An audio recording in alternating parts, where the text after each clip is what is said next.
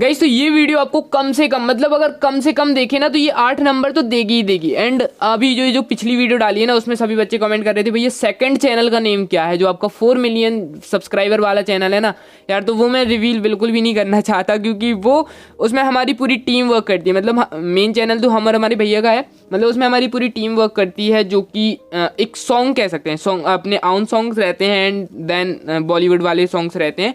जैसे अगर आप लोग कह सकते हो ना सौरभ जोशी, एंड अगर जैसे सौरभ जोशी लोग बनाते हैं वैसा समझ सकते हो, वैसे सॉन्ग्स आते हैं उस पर, ठीक है। एंड वो चीज़ मैं रिवील नहीं करूँगा। ओके चलो, तो यहाँ पर आप सभी को 8 नंबर फिक्स कैसे होने वाले हैं तो वो हम बता देते हैं कि कैसे। चलो देखो, यहाँ पर आपको जैसे सही विकल्प आते हैं, सही विकल्प के बाद रिक्त स्थान आते हैं, रिक्त स्थान के बाद सही जोड़ियाँ आती हैं, सही जोड़ियाँ के बाद एक वाक्य आते हैं, एक वाक्य के बाद असत्य सत्य सत्य आते हैं, फिर क्वेश्चन आंसर एंड देन गद्यांश पद्यांश, ठीक है। ये चीज़ हर जगह यूज़ होती है। एंड अगर तुम लोग परीक्षा बोर्ड परीक्षा देन किताबें सब उठा के बैठोगे ना तो तुम्हें 2-3-4 घंटे लग जाएंगे ये चीज़ निकालने में कि क्या कुछ कैसा है, तो वो चीज़ आपको निकाल कर दे दी। एंड 8 नंबर तो मिनिमम ही समझो, इससे ज़्यादा ही नंबर मिलेंगे आपको, 15-20 ऐसे भी मिल सकते हैं। वो कैसे, अब देखो यहाँ पर जैसे आपको कोई भी क्वेश्चन पूछ लिया जाता है, डायरेक्ट मैचिंग ही में पूछ लिया जाता है कि बताओ कविता के बहाने किसकी थी, तो आपको नहीं पता कि कुंवर नारायण, अब वो ऑप्शन दे दिया कुंवर नारायण, आलोक धनवा, रघुवीर सहाय, शमशेर बहादुर सिंह, आप कंफ्यूज हो जाओगे, होगे कि नहीं होगे ना।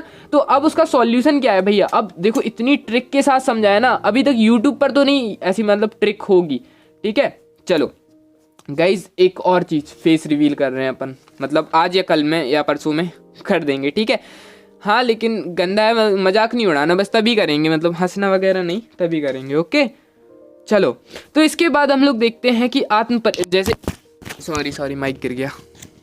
चलो देखो यहाँ पर है आत्म परिचय, और देखो आत्म परिचय, देखो हरिवंश राय बच्चन ने क्या लिखा था, आत्म परिचय, उस आत्म परिचय का नाम क्या था, एक गीत दिन जल्दी जल्दी ढलता है, ठीक है। हरिवंश राय बच्चन ने आत्म परिचय लिखा था, वो कौन सा था, एक गीत दिन जल्दी जल्दी ढलता है। पतंग कौन उड़ाते थे, पतंग उड़ाते थे आलोक धनवा, ठीक है, अच्छे से याद रहेगा ना, पतंग कौन उड़ाते थे, आलोक धनवा, ठीक है, पतंग कौन उड़ाते थे, आलोक धनवा। और उसके बाद कविता के बहाने, मतलब बात सीधी थी, ये बात बिल्कुल सीधी थी, कविता के बहाने जाया करते थे कुंवर नारायण।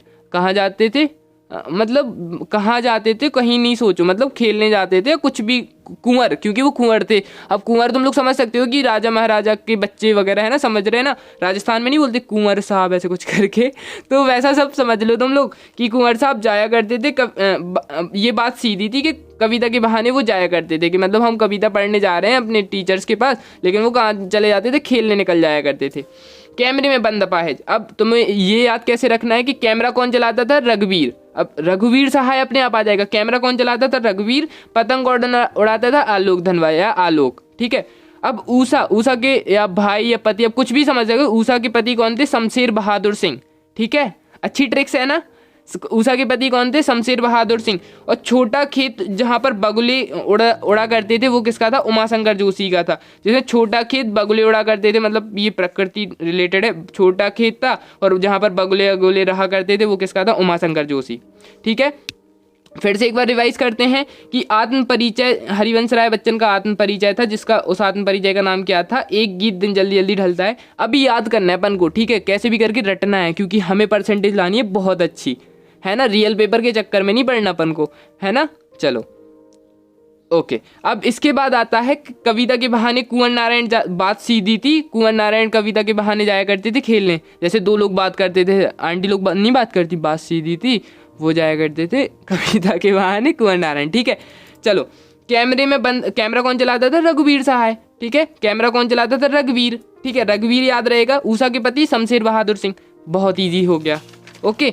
सेकंड चीज यहाँ पर अभी आपको पूरे ये बस आपको कल या परसों तक आपको कॉन्फिडेंट हो जाएगा कि हमारे हिंदी में 80 आउट ऑफ 90 आने भैया, बस आपने ऐसी तैयारी करा दी, ठीक है। अभी ये भी लिख रहे हैं, आपका बहुत तैयारी कर रहे हैं, वो तो स्ट्राइक की वजह से कुछ तुच्छ लोगों ने स्ट्राइक दे दी थी, वो समझ रहे थे ये टॉपर सॉल्यूशन ऐसे ही है, इनका कोई बैकग्राउंड वगैरह नहीं है, ठीक है। नाम नहीं सुने थे, एल्विस यादव निकल गई थी हवा थोड़ी देर में। चलो गद्यखंड, अब उनको तो जानते होगे ना जिनका भी मैंने नाम लिया, रोस्टर नंबर 1, तो थोड़ा सा हमने भी कर दिया था, भैया ही हैं क्योंकि सरनेम मैच, समझ गए हाँ वैसे चलो गद्यखंड में अब तुम लोग मुझे नहीं बता, ये चीज़ याद रखना, संस्मरण रेखा चित्र, ठीक है। भक्तिन तो तुम सभी को याद रहेगा कि महादेवी वर्मा का भक्तिन था, ये चीज़ तो याद है, ठीक है। जो भक्तिन थी वो किसकी मतलब सेवा करती थी, महादेवी वर्मा की। ओके चलो अब इसके बाद बाजार कौन गया था, जैनेंद्र। बाजार कौन गया था, जैनेंद्र गए थे, ठीक है। काले मेघा पानी दे यानी कि ये काले मेघा पानी दे धर्मवीर, ये धर्म का काम कर रहे हैं, जो पानी बरसवा रहे हैं, ठीक है। क्या करवा रहे हैं, जैसे सूखा पड़ा है, अब कोई धर्मवीर को बुलाओ जो धर्म करता हो, जिसके बुलाने से पानी आ जाए, तो वो बुला रहे हैं काले मेघा पानी दे, धर्मवीर भारती चिल्ला रहे हैं। ये संस्मरण याद रखना है अपन को, संस्मरण याद रखो कि एक धर्मवीर भारती थे जो मतलब धर्म के वो थे, ठीक है धर्मवीर भारती। चलो पहलवान की ढोलक किसने फाड़ी, फणेश्वर नाथ रेणु ने। पहलवान की ढोलक किसने फाड़ी, फणेश्वर नाथ रेणु ने। सीरीज के फूल है ना, वो हजारों रुपए को आते हैं, मतलब हजारी प्रसाद द्विवेदी। श्रम विभाजन और जाति प्रथा, अब ये तो एक ही जन ने किया है, बाबा साहेब भीमराव अम्बेडकर ने। मेरी कल्पना का आदर्श समाज, उनका आदर्श उन्होंने जो सोचा था, मेरी कल्पना का आदर्श समाज कौन सा था, बाबा साहेब भीमराव अम्बेडकर का था।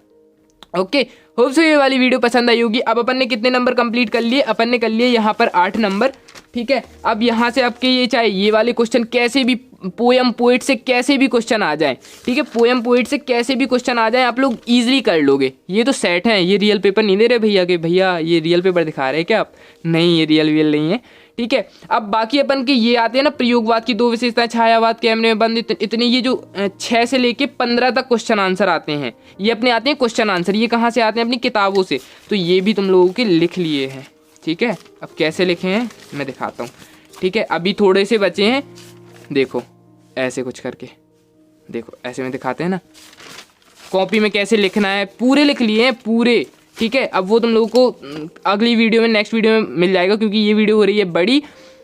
और गाइज मैं फिर से अभी जिस किसी बच्चे ने वो वाली वीडियो नहीं देखी हो कि भैया वो आपने वो वीडियो में बताया था कि पेपर नहीं खरीदना, तो हाँ जिस किसी ने वो वीडियो नहीं देखी तो प्लीज़ जाकर देखो, और उस वीडियो को जितना हो सके गाइस प्लीज़ शेयर करो, जितना हो सके शेयर करो, क्योंकि बहुत ज़्यादा बच्चे उस कोर्स को, उन कोर्सेज़ को खरीद रहे हैं, वो लोग पागल बना रहे हैं। बाकी मैं तो उनको देख ही लूँगा, है ना, लेकिन अपन इतना पूरा एम्पायर तो उनका बंद नहीं कर सकते, क्योंकि अपन किस किस को रोकेंगे, है ना। आज एक को बंद किया, कल अगला खड़ा हो जाएगा। तो हमें अपने आप को कंट्रोल करना है कि अगर हमें पेपर, वो कह रहा है कि अगर पेपर नहीं फंसा तो इम्पोर्टेंट फंसेंगे।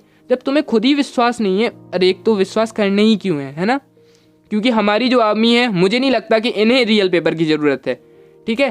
तुम्हारी मेरा खुद का तुमसे बहुत बड़ा इमोशन जुड़ा है कि यार मेरी जो टॉपर्स आर्मी है वो बहुत अच्छा करेगी, ठीक है। बस चले जाना, बाकी भैया साथ हैं, जो पढ़ाएं बस वो पढ़ के चले जाना, 70 ऊपर ही कर दोगे तुम लोग, 90+ ही आएगा देखना।